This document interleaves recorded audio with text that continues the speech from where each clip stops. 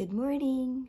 Today we are going to use our knowledge of atmospheric or aerial perspective and make a very simple little mountainscape using our pastels. So let's get started.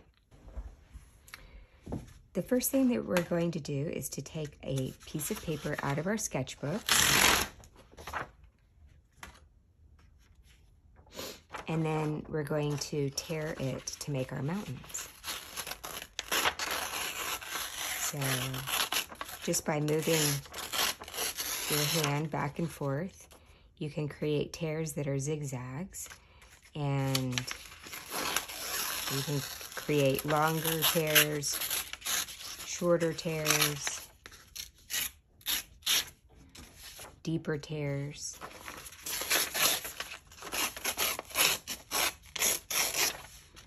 And they look like different mountains.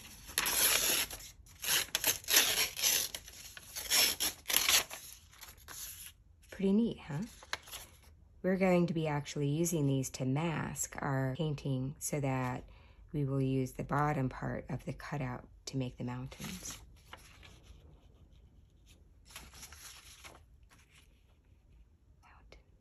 Go ahead and take a piece of mixed media paper and put it on your sketchbook. It's really important, because these are soft pastels, to keep your paper on your sketchbook paper so that it'll be a lot easier to clean up. I have pre-selected colors for the sky and colors for the mountain range. Follow along with me and with these colors, and then afterwards you can do a second mountainscape using colors of your choice. For the sky, we're using 007, 038, 037, 038, and this purple that looks to me like it is 035 maybe. And for the mountains, we're going to use all of our shades of blue, including 028, 029, 030, 034, and 033. We're also going to be using, if this is 035, in our mountain range again. So the first thing that we want to do is to start with the sky and to start with our lightest color. And that's going to be the 007. That's where the sun is going to be. We're going to be focusing in this area about a quarter of the way down from the top and about a quarter of the way over from the right. One thing that I would suggest keeping in mind is, so that we preserve the numbers on our pastels, always have the number up so that you can see it. And then you're using the bottom side in order to get your pastel on paper. So we're just going to, with a flat pastel, kind of rub in circles until we make a nice big circle in this upper right-hand area.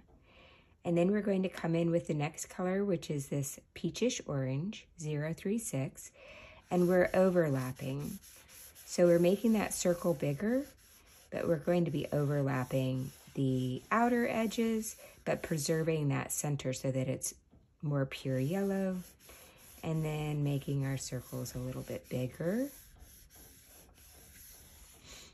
And then we're going to change to the 037, and we're going to overlap some of our peachish orange, and then make our sky bigger yet, and then we're coming to the 038, overlapping with this kind of hot pink all the way to the edge.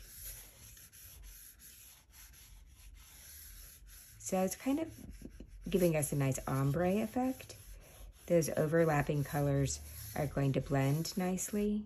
And then 039 maybe. And we're just going to kind of darken the outside edges. Kind of bring it in a little bit. This could be a little bit of cloud cover.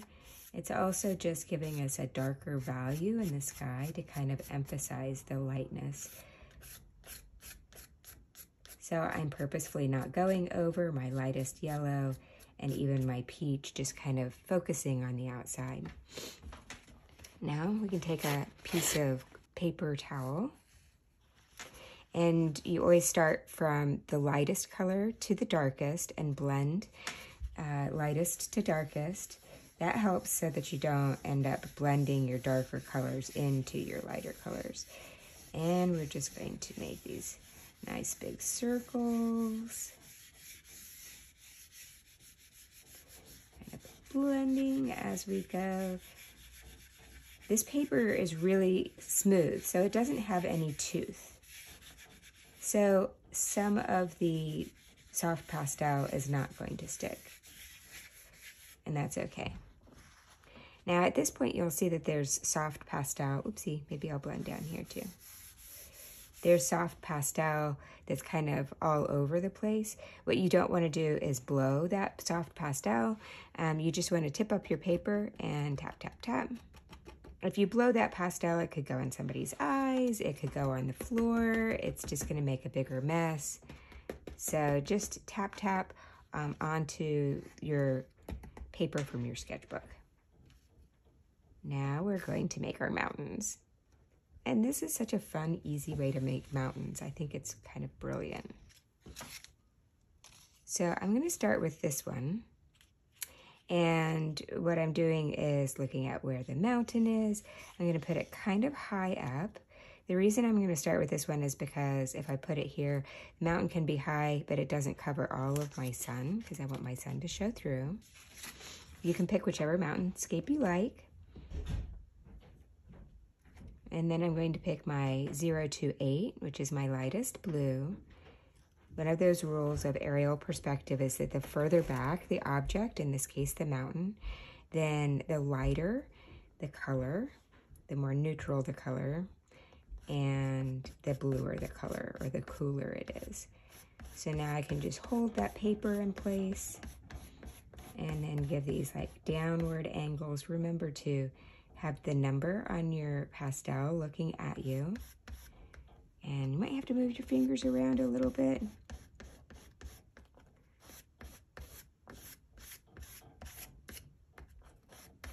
And just using the paper to create the shape of our mountains. And then picking the colors that are lighter for the background mountains. Taking a piece of paper towel and then just rubbing that gently in.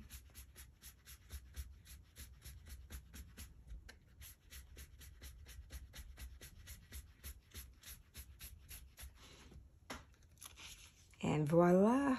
Oh my gosh, isn't that so easy? We have a nice little mountainscape.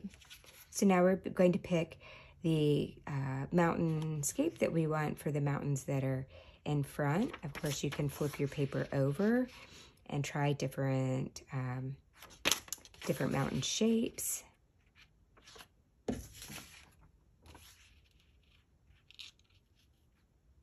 I think I like this one. I'm going to put it pretty close to the mountain that I did before. You can kind of see through and see where that mountain is. And then I'm picking the 029, which is the next lightest color. And just repeating the whole technique.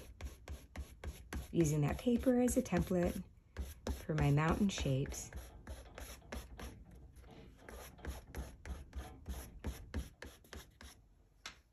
And then my paper towel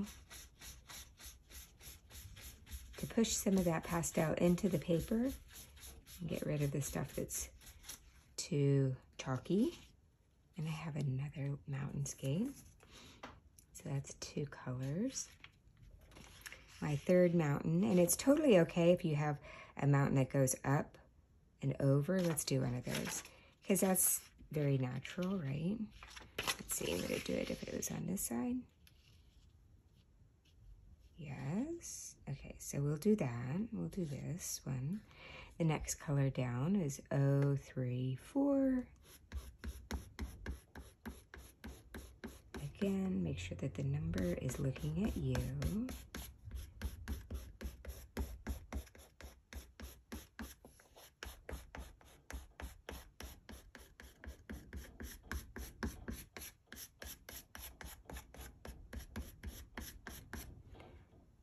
Use our paper towel blend, soften.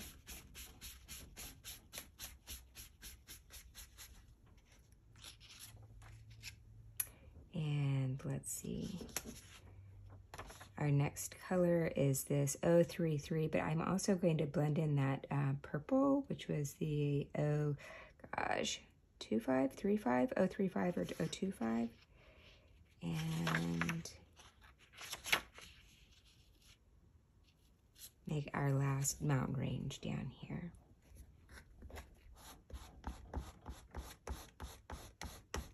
I always like to reuse colors a little bit in my artwork. Then it gives a bit of continuity. So since we used that blue, or that purple rather, in the sky, I like the idea of using it down here on the mountains down here. So you can definitely blend two colors together. That's okay.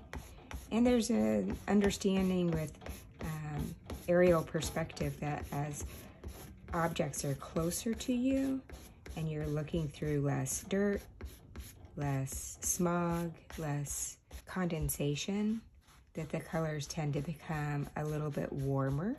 Our warmer colors are red, orange, and yellow. And since red is a component of purple, then this blue-purple, purpley blue in the foreground makes sense in terms of aerial perspective. There you go. Easy peasy. Great job.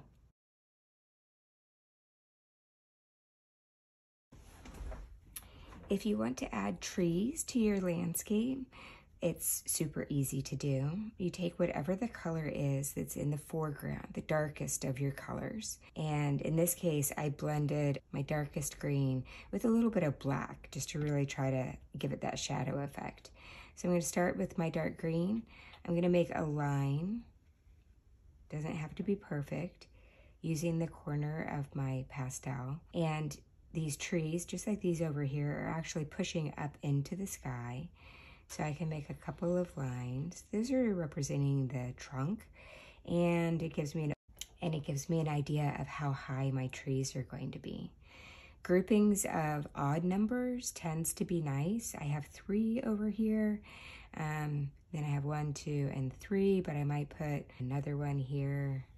Just trying to not make it too symmetrical. This taller one's in the middle, so maybe the shorter one's in the middle. Maybe this one goes up really high. And since it's in the foreground, then these trees are kind of right next to the viewer. And then you take the edge, like at the little corner of your pastel, and you just push out from the trunk. These are pines that you find up in the mountains, and they're really tall and really skinny. And then they have these branches that come out not very far from the trunk at kind of irregular patterns. And so I'm trying to I'm not worrying about every leaf. I'm just giving the overall look and feel of that tree by kind of pushing out a little bit from the trunk, more narrow at the top so that the top is a little bit smaller. And then as I get down to the bottom, just a little bit wider. They're not Christmas trees, so they don't get really wide at the bottom. But the nice thing about these kinds of trees, and trees in general, is that they're organic, and so they're all shaped differently, and if yours look a little bit different from mine, it just is all okay.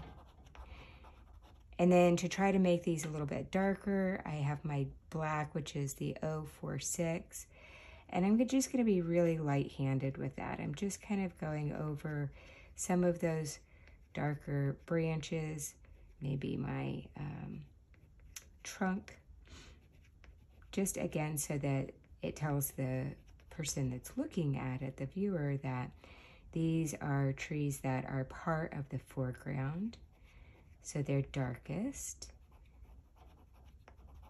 And you do not need to smear these trees. Just let the pastel sit up on top.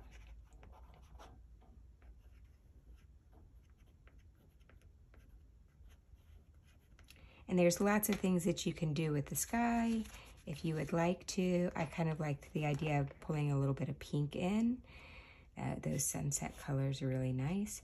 So you can grab the color that you like and then just kind of, oopsie, clean it off. Don't want to have that green in there. And just kind of drag it along. Just giving it just a little bit. A little bit goes a long way. To clean up our pastels, the easiest thing to do is to put our pastels back into our pastel box. Take our pastel painting, tap it several times so that the loose pastel comes off. Set it aside, and then this piece of paper needs to go into the trash because all of the loose pastel, if we don't throw it away, then all of the loose pastel will be all over everything. So what I've found is that it's nice to carefully take it and just kind of pull out the little corners and then kind of fold it.